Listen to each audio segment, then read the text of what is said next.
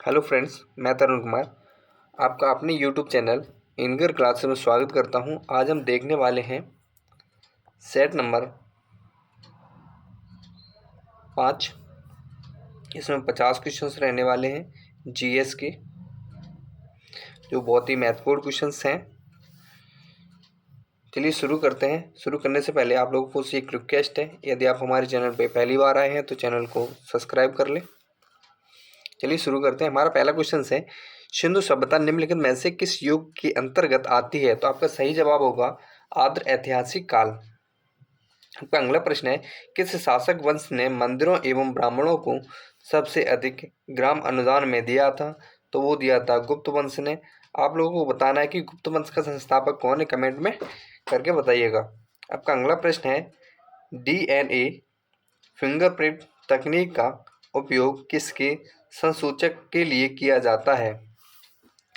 तो आपका सही जवाब होगा विवादित जनकता के। किसके? विवादित, कोई भी चीज़ विवादित होती है उसके लिए फिंगरप्रिंट का यूज किया जाता है। आपका अगला प्रश्न है, कौन सा देश सार्क का सदस्य नहीं है? कौन सा देश सार्क का सदस्य नहीं है? तो वो है म्यांमार, जिसको पहले बर्मा कहा जाता था। आपका अगला प्रश्न है, किस काल में अछूत की अवधारणा स्पष्ट रूप से उद्धत हुई है? उद्धत का मतलब होता है दिखाई दी है। तो आपका सही जवाब होगा धर्मशास्त्रों के समय। किसके समय? धर्मशास्त्रों के समय। आपका अगला प्रश्न है, 1857 ईस्वी का विद्रोह मुख्यतः किस कारण से असफल रहा? जो 1857 ईस्वी का जो विद्रोह हुआ था उसके असफल होने का कारण क्या था? तो जो उसके असफल होने का सही कारण था वो था किसी सामान्य योजना और केंद्रीय संगठन की कमी। मतलब कोई योजना नहीं बनी थी और इसमें कोई संगठन नहीं था, इस वजह से यह विद्रोह असफल रहा। आपका अगला प्रश्न है, होम रूल आंदोलन भारत की स्वतंत्रता संग्राम के एक नए चरण में आरंभ का घातक था, क्योंकि इसका कारण क्या था? तो इसका कारण था इसने देश के सामने स्वशासन की एक ठोस योजना रखी थी। क्या कारण था? इसने देश के सामने एक स्वशासन की योजना रखी थी। आपका अगला सवाल है, भारत की सर्वाधिक वर्षा मुख्यतः प्राप्त होती है। जो भारत में सर्वाधिक वर्षा होती है वो मुख्यतः कहाँ से प्राप्त होती है? तो आपका सही जवाब होगा ऑप्शन सी, दक्षिण पूर्वी मानसून से। कहाँ से? दक्षिण पूर्वी मानसून से। आपका अगला सवाल है, हिंद महासागर और लाल सागर को कौन सी जल संधि जोड़ती है? तो आपका सही जवाब होगा बाल अल मंदेव की संधि। आपका अगला प्रश्न है, महाद्वीप अलग हुए हैं। जो महाद्वीप अलग हुए हैं उनके अलग होने का कारण क्या है? तो आपका सही जवाब होगा विवर्तिक क्रिया। आपका अगला प्रश्न है, अमेरिकी राष्ट्रपति के निर्वाचन हेतु गठित निर्वाचक मंडल के सदस्य होते हैं। तो वो होते हैं इनमें से कोई नहीं। जो होते हैं वो कौन से होते हैं? प्रत्येक राज्य के निर्वाचक मत होते हैं। मतलब कि जो राज्य अमेरिका में क्या है कि राज्य अलग हैं और राज्यों का संघ अलग है। मतलब दो तरह की नागरिकता, इसलिए जो राज्यों जो निर्वाचित सदस्य होते हैं वो अमेरिका के राष्ट्रपति को चुनते हैं। आपका अगला प्रश्न है, भारत में निम्नलिखित में से किस राज्य में नगरीय घनत्व सर्वाधिक है? तो आपका सही जवाब होगा पश्चिम बंगाल। आपका अगला प्रश्न है, तकला मकान मरुस्थल किस देश में स्थित है? जो तकला मकान मरुस्थल है वो किस देश में स्थित है? तो आपका सही जवाब होगा चीन। आपका अगला प्रश्न है, वह कौन सी सभा है जिसका अध्यक्ष उस सदन का सदस्य नहीं होता है? वह कौन सी सभा है जिसका अध्यक्ष उस सदन का सदस्य नहीं होता है? तो आपका सही जवाब होगा राज्यसभा। राज्यसभा में वर्तमान में कुल कितनी सीटें हैं? तो वो है 250। राज्यसभा का जो कार्यकाल होता है वो होता है 6 वर्ष का। कितने वर्ष का? 6 वर्ष का। एक बात करें लोकसभा की, तो लोकसभा में कुल कितनी सीटें हैं? वो है 552।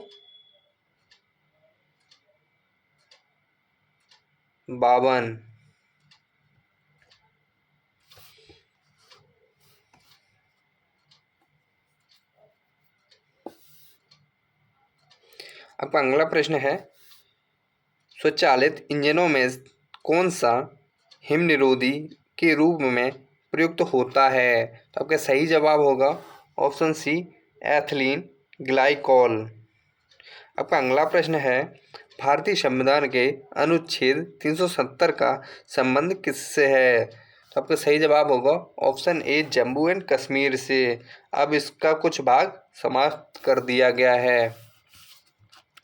आपका अगला प्रश्न है,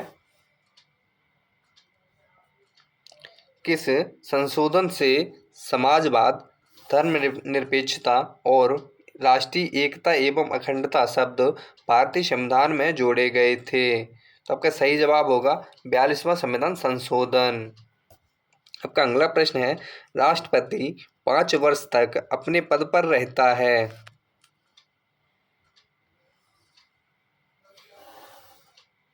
तो कब से कब तक रहता है? तो वो रहता है अपने पद ग्रहण करने की तिथि से।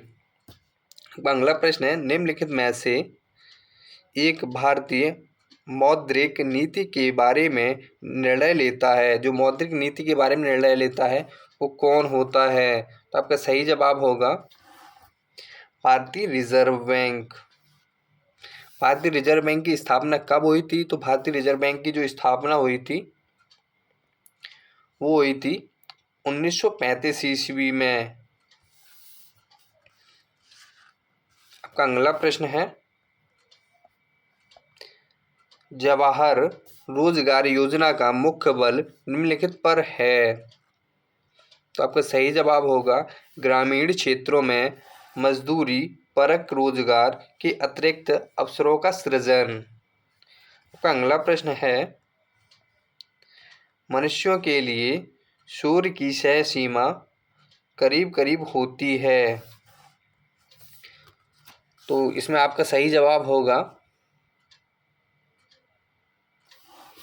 85 डेसिबल। आपका अगला प्रश्न है, पसीने का मुख्य उपयोग होता है, जो पसीना होता है उसका मुख्य उपयोग किस में होता है? तो वो होता है शरीर के ताप को नियंत्रित करने में। किस में होता है? शरीर के ताप, मतलब बॉडी टेम्परेचर को मेंटेन रखने में। तो आपका अगला प्रश्न है, रेशम कीड़े जिन पर पनपता है वे हैं शहतूत की पत्तियां। तो आपका सही जवाब होगा शहतूत की पत्तियां। आपका अगला प्रश्न है, विश्व स्तर पर प्रत्येक वर्ष मानव विकास रिपोर्ट किसके द्वारा प्रकाशित की जाती है? तो आपका सही जवाब होगा यूएनडीपी। किसके द्वारा होती है? यूएनडीपी।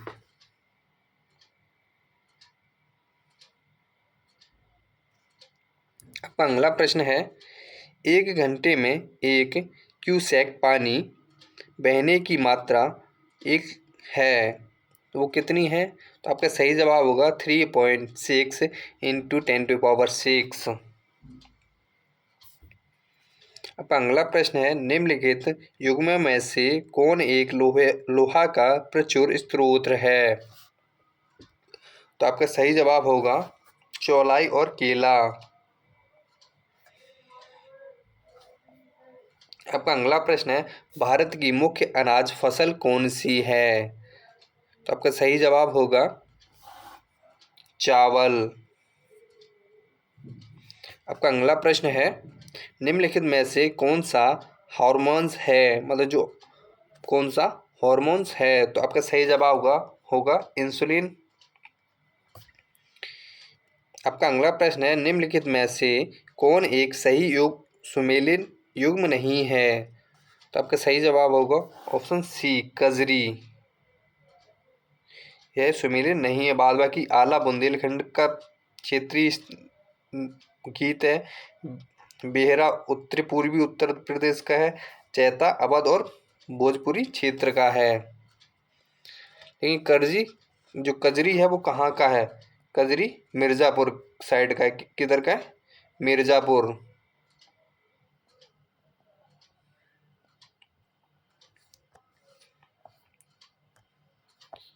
आपका अगला प्रश्न है, उत्तर प्रदेश के निम्नलिखित जिलों में वर्ष 2011 की जनगणना के अनुसार किस में जनसंख्या सबसे कम थी? तो आपका सही जवाब होगा महोबा।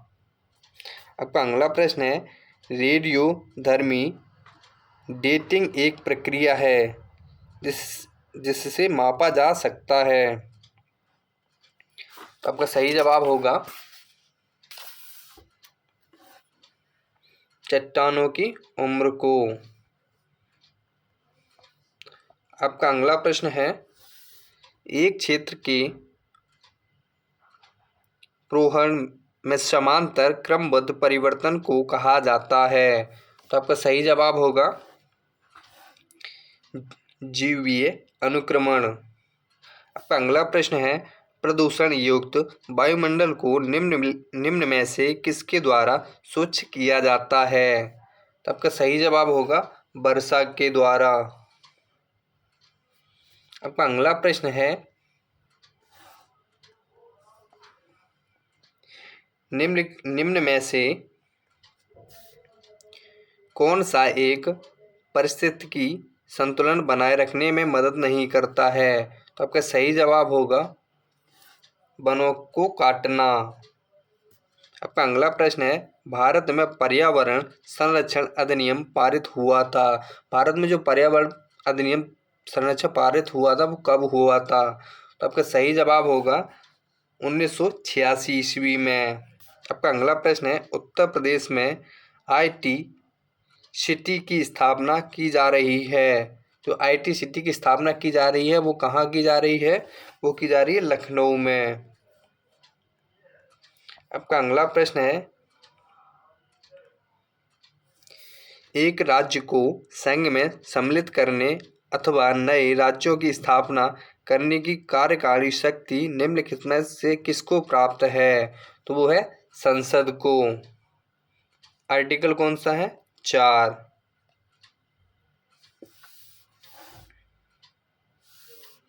आपका अगला प्रश्न है, एक गैर सदस्य के रूप में संसद के किसी एक सदन की कार्यवाही में भाग ले सकता है। तो आपका सही जवाब होगा महान्यवादी। आपका अगला प्रश्न है, भारतीय निर्वाचन आयोग ने सभी मतदान केंद्रों की डिजिटल मैपिंग के लिए कौन सा ऐप लॉन्च किया है? तो आपका सही जवाब होगा गरुड़।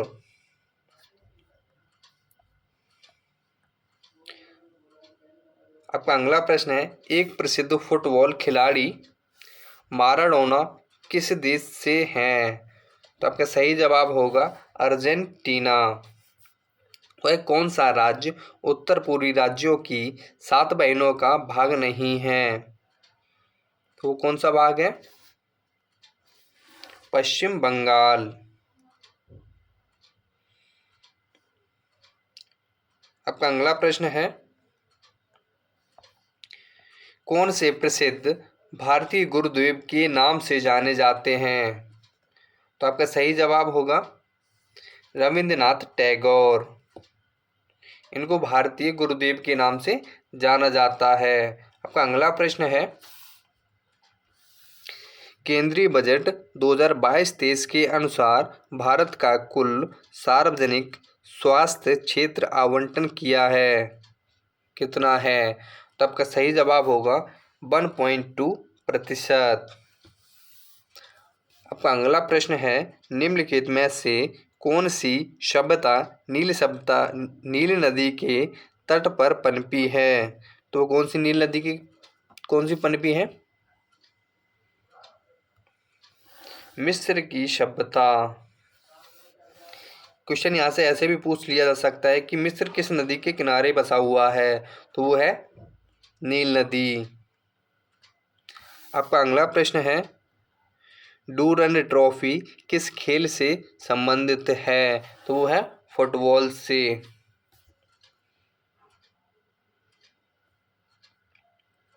आपका अगला प्रश्न है, भारत छोड़ो किसकी प्रतिक्रिया में प्रारंभ किया गया था?